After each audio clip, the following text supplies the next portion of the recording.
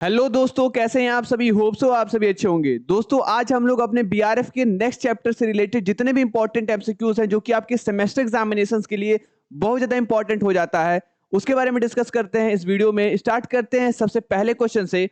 हमारा सबसे पहला क्वेश्चन दिया है that is the breach of contract means the, यानी कि ब्रीच ऑफ कॉन्ट्रैक्ट के बारे में क्वेश्चन दिया है कि ब्रीच ऑफ कॉन्ट्रैक्ट होता क्या है। ठीक है, यानी कि अनुबंध का निष्पादन या फिर अनुबंध का समापन क्या कहलाता है, या फिर जो ब्रीच ऑफ कॉन्ट्रैक्ट है ये कब होता है। तब होता है जब कोई पार्टी या फिर जब कोई कॉन्ट्रैक्ट ऑफ परफॉर्मेंस दोनों पार्टी द्वारा किया जाता है। पार्सेस नहीं है, ये पार्टीज है, इसको करेक्ट कर लीजिएगा, ये पार्टीज है आपका, पार्टीज। ठीक है, next, failure of party to perform his obligation, जब पार्टीज अपना ऑब्लिगेशन परफॉर्म करने में फेल हो जाता है, या फिर तब जब पेमेंट कंपनसेशन का ड्यू टू नॉन परफॉर्मेंस, मतलब पेमेंट होता है कंपनसेशन का नॉन परफॉर्मेंस की वजह से, तब ब्रीच ऑफ कॉन्ट्रैक्ट हो जाता है। या फिर तब होता है जब परफॉर्मेंस कॉन्ट्रैक्ट का पोस्टपोन कर दिया जाता है, उसको मतलब क्या कर दिया जाता है, उसको निष्पादन का को स्थगित कर दिया जाता है। ठीक है, पोस्टपोन कर दिया जाता है। किस केस में होगा, तो इसका सही ऑप्शन हो जाएगा, इसका सही ऑप्शन होगा ऑप्शन बी, जब पार्टी अपना ऑब्लिगेशन परफॉर्म करने में फेल कर जाता है तो उस दौरान अनुबंध का समापन हो जाता है। ठीक है, यानी ऑप्शन बी इसका सही ऑप्शन हो जाएगा। नेक्स्ट क्वेश्चन क्या दिया है, the breach of contract occurs when a party, या फिर जो कॉन्ट्रैक्ट है, अनुबंध है, ये कब होता है, अनुबंध का समापन कब होता है।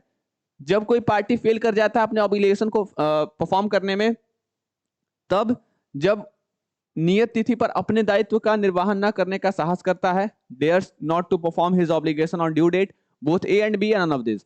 तो दोनों केस ऐसे हैं भाई, ब्रीच ऑफ कॉन्ट्रैक्ट दोनों में हो सकता है, फेल जब कर जाता है या फिर उसके पास डेयरिंग होता है भाई कि हम ड्यू डेट पर ये चीज काम करेंगे ही नहीं। तो इन दोनों केसेस में आपका ब्रीच ऑफ कॉन्ट्रैक्ट होता है, both A and B, option C इसका सही ऑप्शन हो जाएगा। Next question, breach of contract may be actual breach only, anticipatory breach only. Breach of contract कैसा हो सकता है, actual, anticipatory, both A and B, या नन ऑफ दिस। तो ये आपका क्या हो सकता है, या तो ए हो सकता है या तो बी हो सकता है, दोनों में से कोई भी हो सकता है। परफॉर्मेंस के ड्यू डेट के तारीख को या फिर ड्यूरिंग द परफॉर्मेंस एक पार्टी फेल कर जाता है अपनी ऑब्लिगेशन को परफॉर्म करना, तो इसको क्या कहेंगे, इसको एक्चुअल ब्रीच कहेंगे, इसको एंटीसिपेटरी ब्रीच कहेंगे, इसको अबेंडमेंट ऑफ कॉन्ट्रैक्ट कहेंगे, या ऐसे कैंसिलेशन ऑफ कॉन्ट्रैक्ट कहेंगे। तो इसे हम लोग क्या कहेंगे, एक्चुअल ब्रीच ऑफ कॉन्ट्रैक्ट, या फिर अनुबंध का वास्तविक उल्लंघन करने के वक्त ऐसा होता है। ठीक है, यानी कि ड्यू डेट के दिन या फिर प्रदर्शन के दौरान ही अगर आप क्या कर दो, कोई पार्टी अपना दायित्व को निभाने से विफल हो जाती है, तो ऐसे केस में इस रूप में किसे क्या कहते हैं हम लोग, इस रूप में इसको एक्चुअल ब्रीच या फिर अनुबंध का वास्तविक उल्लंघन कहते हैं। ठीक है, अगला प्रश्न, अगला क्वेश्चन क्या दिया है, अगला क्वेश्चन दिया है when prior to due date of performance, मतलब परफॉर्मेंस के ड्यू डेट के पहले, परफॉर्मेंस के ड्यू डेट के पहले प्रोमिसर अगर ऑब्सोल्युटली रिफ्यूज कर जाता है कॉन्ट्रैक्ट को परफॉर्म करना, तो उसको क्या कहेंगे। तो परफॉर्मेंस का ड्यू डेट से पहले या prior to the performance of due date वो इस चीज में फेल हो जाता है, तो इसको क्या कहेंगे हम लोग, इसको कहेंगे एक्चुअल ब्रीच नहीं, बल्कि इसको क्या कहेंगे, एंटीसिपेटरी ब्रीच ऑफ कॉन्ट्रैक्ट, या फिर अनुबंध का प्रत्याशित उल्लंघन। नेक्स्ट क्वेश्चन,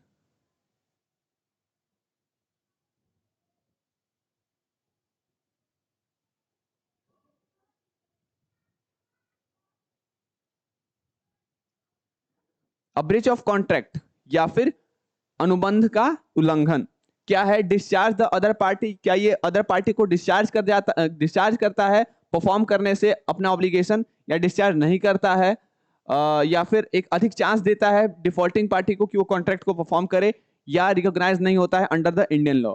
तो इसका सही ऑप्शन क्या हो जाएगा, इसका सही ऑप्शन हो जाएगा आपका कि ये दूसरे पार्टी को डिस्चार्ज कर देता है उसके ऑब्लिगेशन से, यानी कि अपने दायित्वों से उसको पालन करने हेतु उसको क्या कर देता है, दूसरे पक्ष के फॉर्म का समापन करता है। Anticipatory breach repudiation of contract, मतलब प्रत्याशित उल्लंघन अनुबंध का खंडन है। ठीक है, on due date of performance, after due date of performance, sorry during the performance, या फिर before the due date of performance. तो सही ऑप्शन क्या हो जाएगा भाई, एंटीसिपेटरी पहले होता है और जो आपका एक्चुअल होता है वो ड्यू डेट के दिन होता है। Doctrine of anticipatory breach has been incorporated in, किसमें दिया गया है डॉक्ट्रिन ऑफ एंटीसिपेटरी ब्रीच, तो ये दिया गया है सेक्शन 39 में, धारा 39 में, या फिर अग्रिम उल्लंघन के सिद्धांत इसमें शामिल किया जाता है धारा 39 में।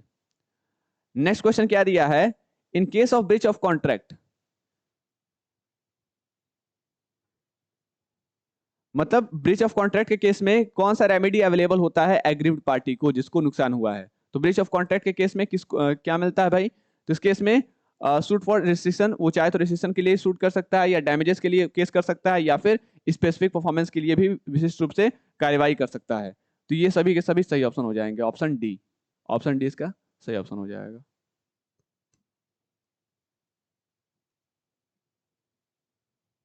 नेक्स्ट क्वेश्चन क्या दिया है, नेक्स्ट क्वेश्चन दिया है द कोर्ट में ग्रांट रेसिशन, कोर्ट जो है वो रेसिशन क्या कर सकता है, ग्रांट कर सकता है जहां कॉन्ट्रैक्ट क्या है, वॉइड है, अनसर्टेन है, voidable at the option of plaintiff या वॉइडेबल है at the point of defender.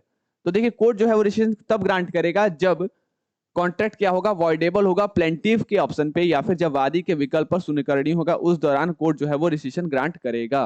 Rescission का क्या होता है मतलब मैंने बताया भी अपने वीडियोस में, लेक्चर्स में, तो आप देख सकते हो। इन case of breach of contract, breach of contract के केस में किस तरीके से एक एग्रीव्ड पार्टी जो है वो रिकवर कर सकता है कंपनसेशन डिफॉल्टिंग पार्टी से, बाय सूट फॉर इंजेक्शन यानी कि निषेधाज्ञा के लिए सूट द्वारा, बाय सूट फॉर डैमेजेस विशिष्ट प्रदर्शन के लिए सूट द्वारा, किस तरीके से होगा।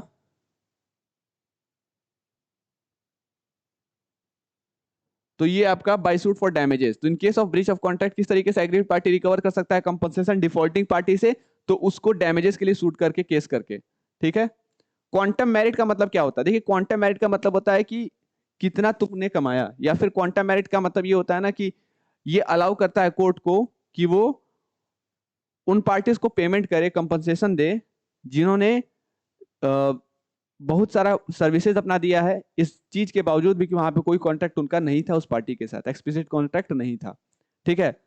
तो ये आपका बेसिकली क्वांटम मेरिट होता है, मतलब कितना एक बंदा हकदार है किसी चीज का, उसके सर्विसेज के लिए वो कितना हकदार, उसको कितना मिलना चाहिए, ठीक है। तो इसका मतलब क्या होता है, as much as is earn, ठीक है, यानी कि जितना कमाया उसने, जितना कमाया that is called quantum merit, जितना उसने कमाया, कमाया जा सकता है नहीं, जितना उसने कमाया that is your quantum merit.